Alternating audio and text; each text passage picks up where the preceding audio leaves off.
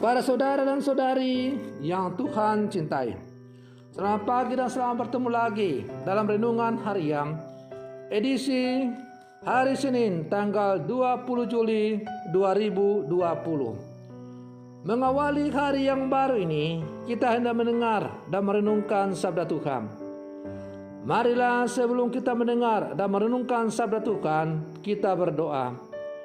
Dalam nama Bapa dan Putra dan Roh Kudus. Amin. Allah Bapa Maha Luhur, ingatkanlah kami bahwasanya Engkau sejak semula mengusahakan keselamatan kami. Kiranya berkat sabda Putramu kami keperkenankan ikut serta diselamatkan. Bersabdalah ya Tuhan, kami siap untuk mendengar dan merenungkannya. Semoga sabdamu yang hendak kami dengar dan renungkan untuk mengawali hari yang baru ini sungguh menjiwai seluruh kehidupan kami. Terpujilah Engkau Bapa, Putra, dan Roh Kudus, kini dan sepanjang segala masa. Amin. Para saudara dan saudari yang Tuhan cintai, sabda Tuhan yang hendak kita dengar dan kita renungkan bersama untuk mengawali hari yang baru ini diambil dari Injil Matius pasal 12 ayat 38 sampai 42. Tuhan sertamu. Inilah Injil Tuhan kita Yesus Kristus menurut Santo Matius. Sekali peristiwa, beberapa ahli Taurat dan orang Farisi berkata kepada Yesus, "Guru, kami ingin melihat suatu tanda daripadamu." Jawab Yesus kepada mereka, "Angkatan yang jahat dan tidak setia ini menuntut suatu tanda. Tetapi kepada mereka tidak akan diberikan tanda selain tanda Nabi Yunus. Sebab seperti Yunus tinggal di dalam perut ikan 3 hari 3 malam, demikian pula Anak Manusia akan tinggal di dalam rahim bumi 3 hari 3 malam.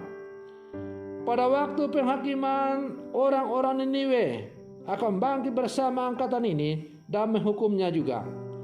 Sebab orang-orang Niniwe bertobat setelah mendengar pemberitaan Yunus. Dan sungguh yang ada di sini lebih daripada Yunus. Pada waktu penghakiman, Ratu dari Selatan akan bangkit bersama angkatan ini dan ia akan menghukumnya juga. Sebab Ratu itu datang dari ujung bumi untuk mendengar hikmat Salomo, dan sungguh yang ada di sini lebih daripada Salomo." Demikianlah Injil Tuhan.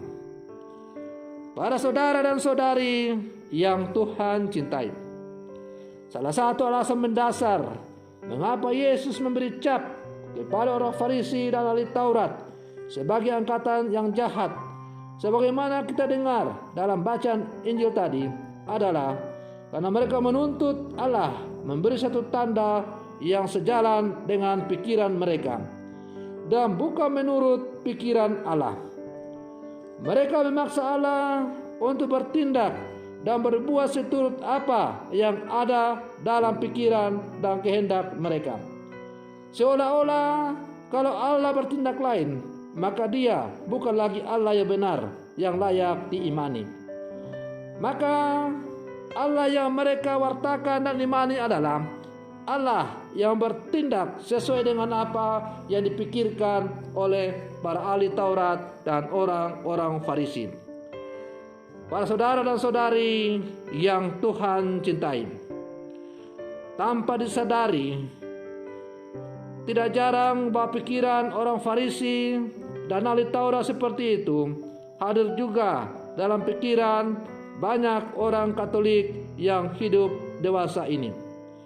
Dalam doa-doa misalnya, banyak orang beriman Katolik menuntut kepada Tuhan mujizat menyembuhkan dari sakit, pembebasan dari kuasa kegelapan, atau keselamatan dari kecelakaan dan mara bahaya. Keinginan itu menjadi sedemikian kuat sehingga ketika permohonan itu tidak terlaksana, banyak orang menjadi putus asa, merasa tidak diperhatikan Allah, dan akhirnya meninggalkan imannya sebagai orang Katolik. Mereka menuntut Tuhan untuk memberikan satu tanda ajaib dan memaksa Tuhan bekerja hanya melalui tanda yang diharapkan itu. Banyak orang yang hidup di zaman sekarang menghendaki supaya Allah bertindak sesuai dengan apa yang diinginkan oleh manusia. Padahal pikiran Allah bukanlah pikiran manusia, atau rencana Allah bukanlah rencana manusia. Allah adalah Allah yang Maha Kuasa yang tidak bisa didikte oleh manusia. Sebaliknya, seharusnya lah manusia yang harus tunduk dan bertekuk lutut di hadapan Allah untuk mendengar dan memohon petunjuk dari Tuhan apa yang harus dilaksanakan dalam kehidupannya. Para saudara dan saudari yang Tuhan cintai, Tuhan tidak layak dipenjarakan dalam bingkai pikiran dan kehendak manusiawi semata. Tuhan dapat hadir dan bekerja melalui sesuatu yang berada jauh dari jangkauan pikiran dan kehendak manusia. Dengan pikiran dan kehendaknya sendiri, Allah sanggup untuk berbuat apa saja. Tugas kita adalah memiliki mata iman yang bening dan dalam, agar sanggup melihat tanda-tanda kehadiran Tuhan dalam setiap hidup peristiwa kita. Kadang-kadang hidup kita tidaklah bening, melainkan kabur. Ibarat air di sungai yang kabur karena lumpur, kita tidak bisa melihat dalamnya sungai itu. Kita tidak melihat indahnya sungai yang dalam itu karena airnya yang kabur. Demikian pula halnya hidup iman kita. Apabila iman kita itu kabur karena dikaburi oleh berbagai macam-macam keinginan duniawi, maka kita tidak akan pernah melihat Tuhan yang hadir setiap saat yang ingin untuk menuntut kita. Kita selalu menuntut tanda dari Allah. Kalau Allah itu Maha Kuasa, mengapa saya begini? Kita menuntut supaya Allah memberikan bukti dalam hidup kita. Padahal Allah setiap hari hadir dalam seluruh kehidupan kita. Saudara-saudari yang Tuhan cintai, tanpa kita sadari, sebenarnya Allah sudah memberikan bukti yang nyata dalam kehidupan kita sebagai orang-orang Katolik.